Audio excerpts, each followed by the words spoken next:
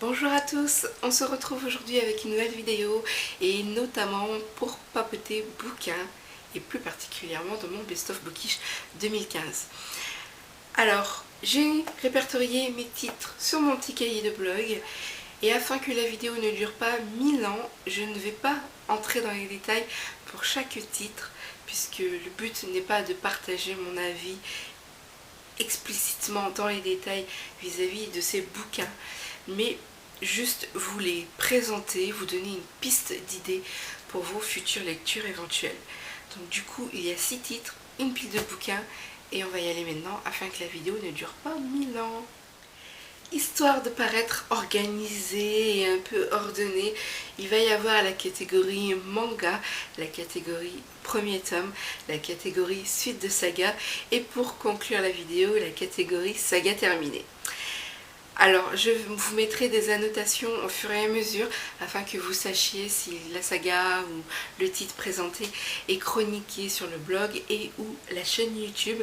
Et vous trouverez également les liens en barre d'infos. Comme ça, c'est plus simple pour vous. Vous n'avez plus après qu'à piocher ce qui vous intéresse. Et voilà. Donc, nous allons commencer par la catégorie manga.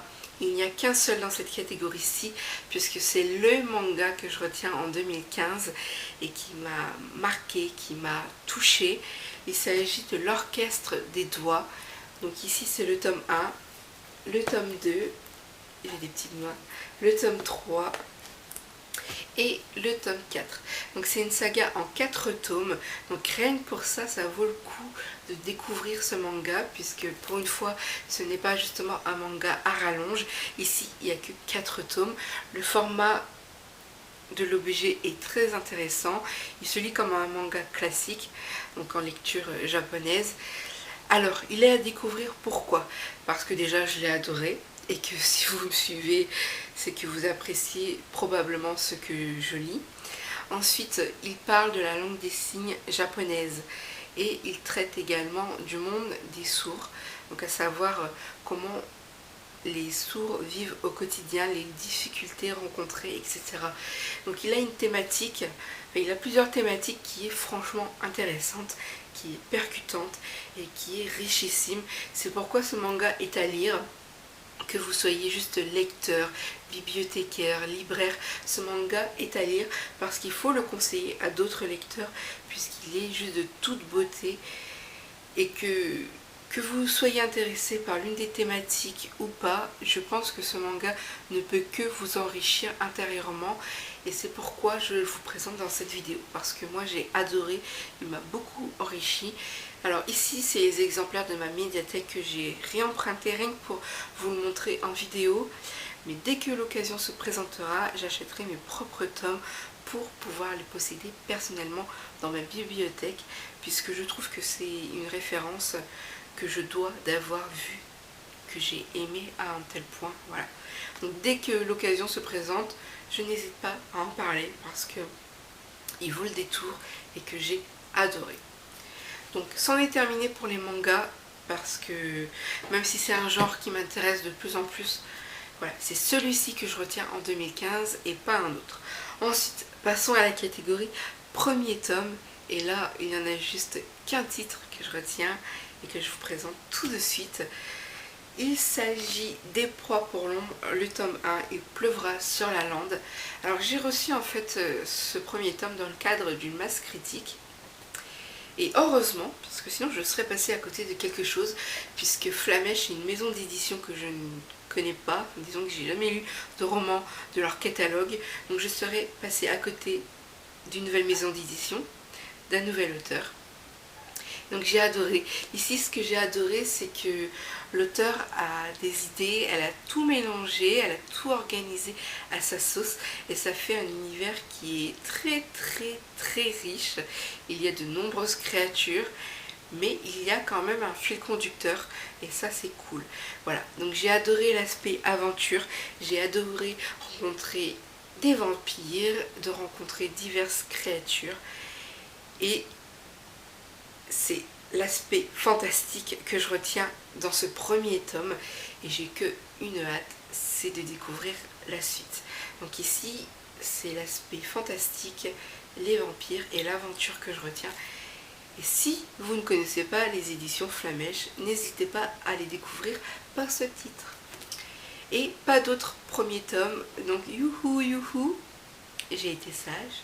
Ensuite, nous passons à la catégorie suite de saga. Et là, malheureusement, je suis moins sage, puisqu'il n'y a qu'un titre, malheureusement. Donc, je n'ai pas beaucoup continué de série en 2015, mais je vais me rattraper en 2016. Donc ici, c'est l'Élite, le tome 2, qui est publié, en fait, dans la collection Macadam. J'avais adoré le premier tome, dont je vous en avais parlé. J'avais adoré le deuxième tome également. J'en ai parlé aussi. Et voilà, donc moi, franchement, c'est une dystopie que j'adore. Je trouve qu'elle se détache un peu de ce qui a été fait jusqu'à présent. C'est pourquoi elle m'a marquée et que je la garde en tête. J'ai qu'une hâte, c'est de lire la suite qui va bientôt sortir. Enfin, alors si vous aimez les dystopies, penchez-vous sur celle-ci parce que je trouve, voilà, qu'il faut lui donner sa chance et qu'elle se détache un peu des autres et ça ne peut que vous plaire. Donc vous aimez les dystopies, renseignez-vous sur l'Élite, peut-être que vous allez accrocher et vous m'en direz des nouvelles. Donc voilà, j'ai qu'une suite de saga, ça c'est pas terminé. Alors oui, je n'ai pas commencé beaucoup de premiers tomes, mais je n'ai pas avancé dans les suites de saga, donc ça c'est pas bien, pas bien. Il va falloir que je remédie à ce souci en 2016. Ensuite, dans la catégorie saga terminée, il y a un bon petit paquet. Là, ça fait plaisir, parce que moi j'avance. Alors en premier, une saga dont vous avez déjà entendu parler, que ce soit sur le blog ou sur la chaîne. C'est une saga en 4 tomes. Donc Envoûtement, le tome 1. Envoûtement, le tome 2. J'ai des petites mains. Envoûtement... Ah, je me suis trompée. Le tome 1. Hop. Le tome 2. Le tome 3. Ah, c'est dur. Et puis, le tome 4. Donc j'adore cette saga, c'est une saga que j'avais commencé bien avant d'avoir le blog. Donc vous savez que mon blog a vu le jour en 2010, donc c'était bien avant. J'avais lu que les 2 premiers tomes, je ne possédais pas la suite. Et donc en 2015, j'ai réussi à mettre la main sur le tome 3 et le tome 4 d'occasion. Je les ai payés 3,99 € pour vous dire, pour des grands formats. Donc du coup, à peine je les ai achetés, j'ai voulu me replonger dans la saga. Je me sentais tellement pas bien à ce moment-là. Et je me suis dit que replonger dans une saga que j'aimais, ça ne pouvait que me faire du bien. Et effectivement, ça m'a fait un bien fou de pouvoir redécouvrir une saga que j'avais aimée. Et en plus la terminer, que du bonheur. J'adore les couvertures dorées. Ici, c'est un univers fantastique. Alors si vous me suivez, vous savez que j'adore les univers imaginaires. Fantastiques, énormément.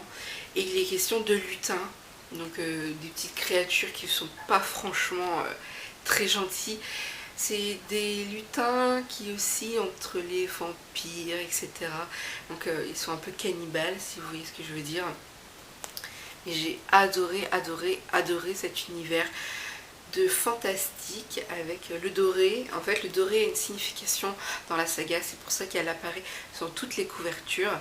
Alors si vous aimez les créatures un peu mystérieuses, fantastiques, surnaturelles, tentez avec cette saga, peut-être que vous allez aimer. Ne vous fiez pas à ce qui est écrit généralement sur les couvertures, comme quoi si vous avez aimé Twilight, vous allez adorer cette saga. Donc ici c'était écrit un univers de créatures fantastiques et de loups-garous, une révélation pour les lecteurs qui ont lu Twilight.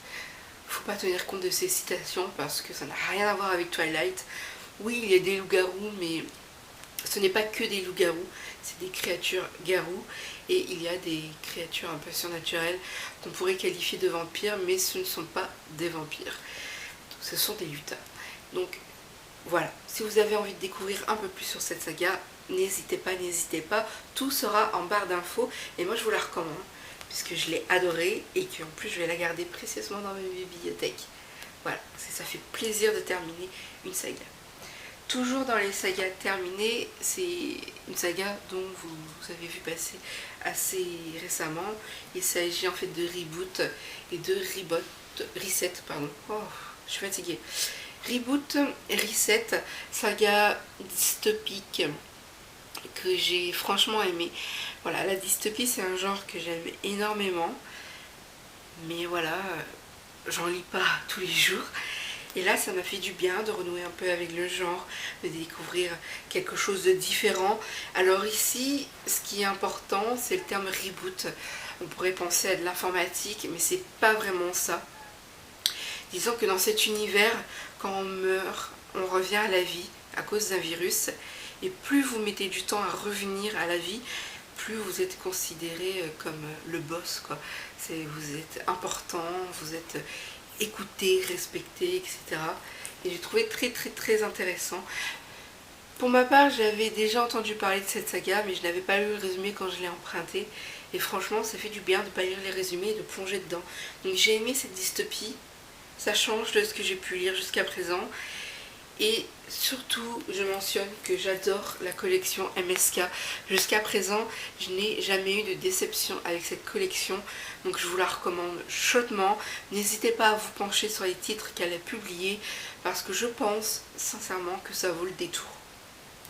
Donc ceci, c'est l'avant-dernière saga. Et pour terminer, c'est une saga que vous avez vue également passer, publiée dans la collection R. Il s'agit de Starters. Donc ici c'est Starters, ici Anders. Il faut savoir que j'ai lu également les nouvelles sur ma liseuse. Donc portrait d'un starter, portrait d'un Marshall, Starters et Anders. Donc moi j'ai fait un peu les choses dans le désordre. J'ai commencé par Starters. Et après, je me suis rendu compte qu'il y avait les nouvelles. Donc j'ai lu les 2 nouvelles et j'ai terminé par Anders. Je trouve que l'ensemble, c'est top. Donc je sais pas si c'est vraiment de la dystopie. En tout cas, c'est de la science-fiction jeunesse. Et j'ai beaucoup aimé l'univers. J'ai beaucoup aimé découvrir encore un titre de la collection R. Et le fait qu'il y ait les nouvelles, ça apporte quelque chose en plus. Donc c'est chouette. Si vous aimez la collection R et que vous n'avez pas lu cette saga, n'hésitez pas. Pour moi, ça vaut le détour, c'est intéressant, c'est original, et puis une fois qu'on plonge dedans, on ne s'arrête plus. Voilà. Donc, si vous voulez une lecture originale, n'hésitez pas, parce que peut-être que vous serez surpris.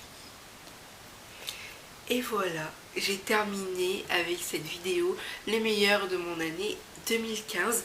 J'espère que vous avez maintenant des titres, des pistes de lecture, des petits titres que vous allez explorer et peut-être que vous allez les lire et aimer. Je vous le souhaite en tout cas d'aimer toutes ces lectures autant que moi.